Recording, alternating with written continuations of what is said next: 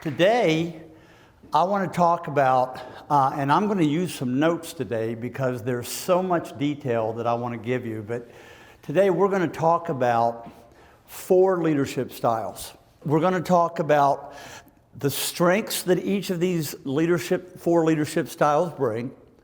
We're going to talk about what it looks like when it lacks emotional intelligence.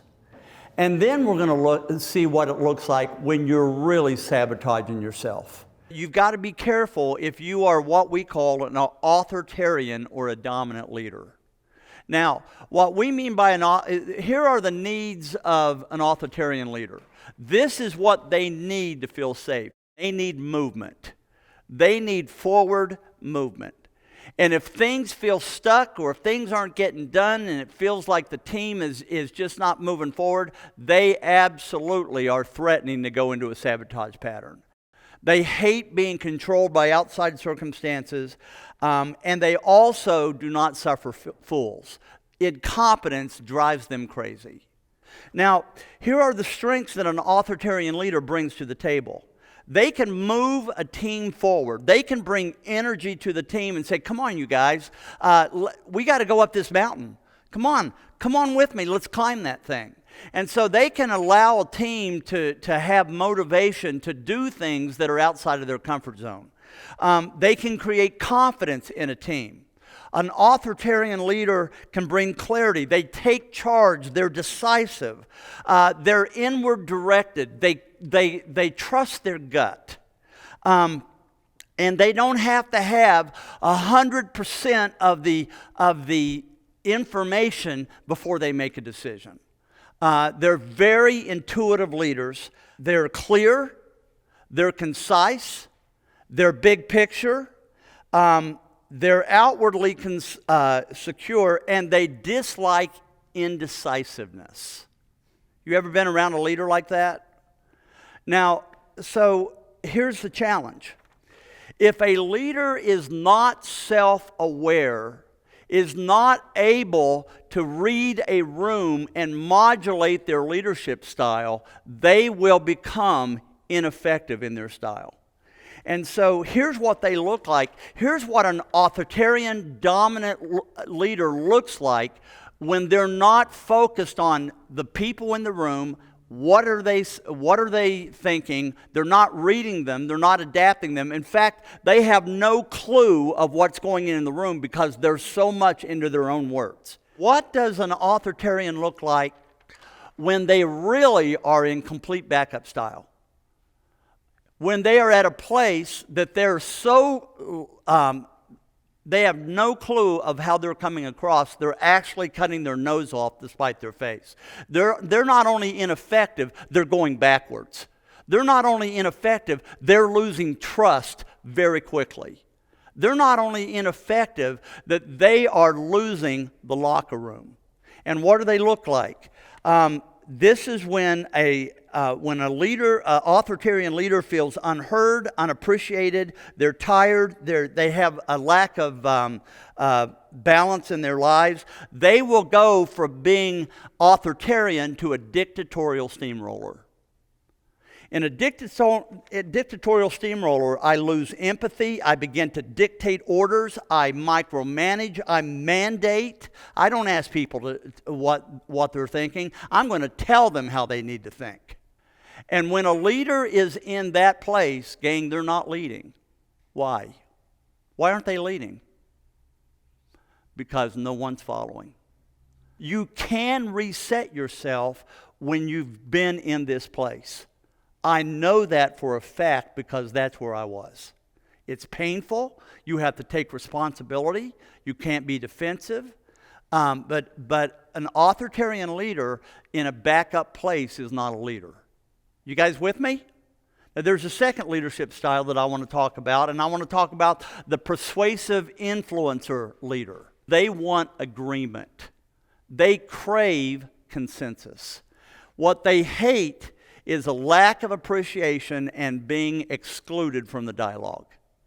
Now, a persuasive leader, when they are in their natural place, their sweet spot, when they're not only aware of themselves, but they're aware of their audience, they're aware of their team, they're keenly aware of how each one of their team members, what they bring to the table. They don't treat everybody the same. We don't treat our kids the same. We adapt our leadership to the personality of each of our kids. Well, that's what a great leader, a persuasive leader, will do when they're in their sweet spot. They will not use pressure like an authoritarian leader.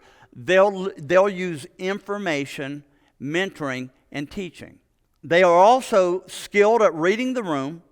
They recognize when people are not on board, and they'll stop and say, wait a second, I'm not sensing the energy in the room is with me here. What's going on? A persuasive leader is not afraid to go under the table and say, "Guy, what's going on, you guys? What are you thinking? What's on your mind?" And it's important that you hear this. They protect the dialogue and insist on talking it through. An authoritarian leader will say, let's get to it. Let's don't waste any time. An authoritarian leader who's not in their sweet spot will see the dialogue of coming to consensus as what? A waste of time. Now, here's what a persuasive leader looks like when they forget to read the clues in the room, when their emotional intelligence is not there.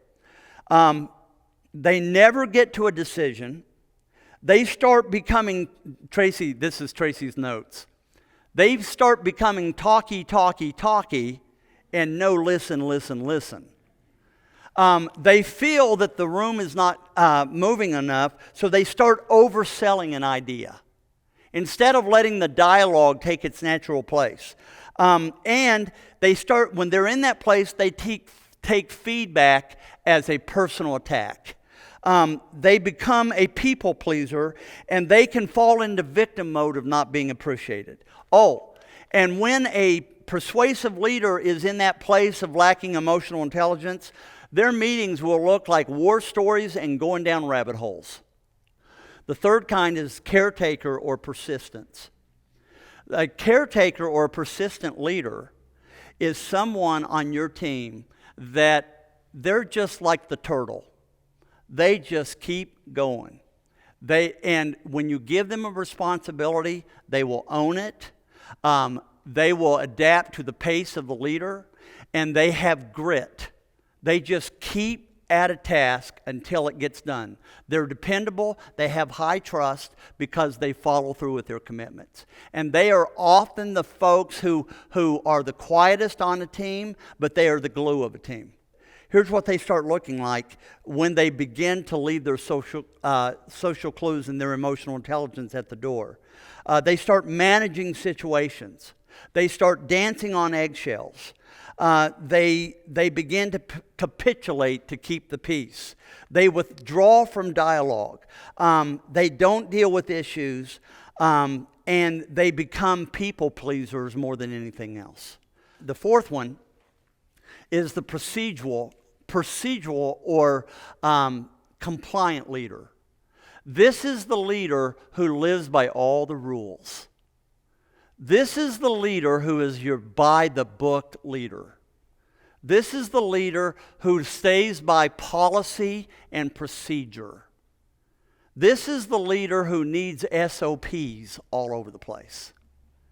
And if you go outside of the policy, they get unnerved.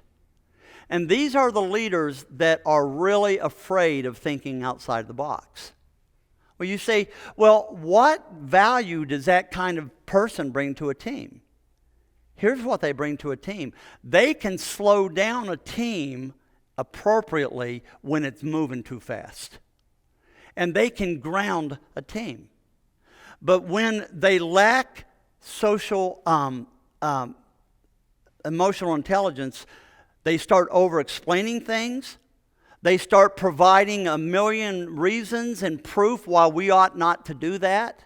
They point to past failures that we don't ever want to go back there. And they protect sacred cows or the park benches.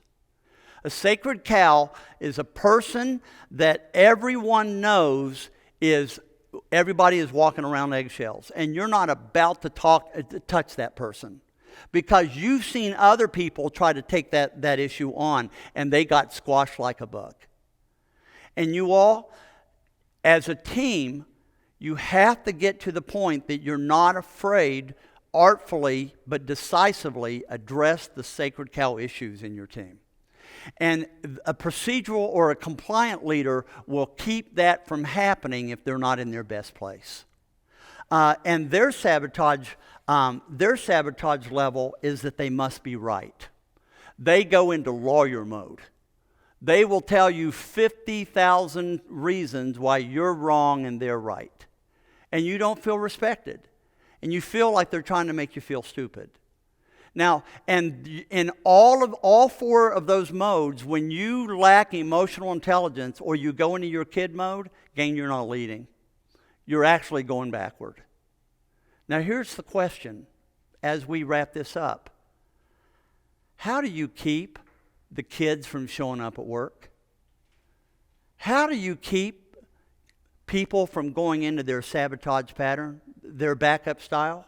Here's how you do it. You create an adult environment. In an adult environment, you own what you say, you own what you do. And when you make a mistake, you own it. When there's something that the team has made a mistake, we talk about it. Not in the form of shaming people, but in the form of teaching and evaluating. And how do we get better from this? Let's give ourselves a hand.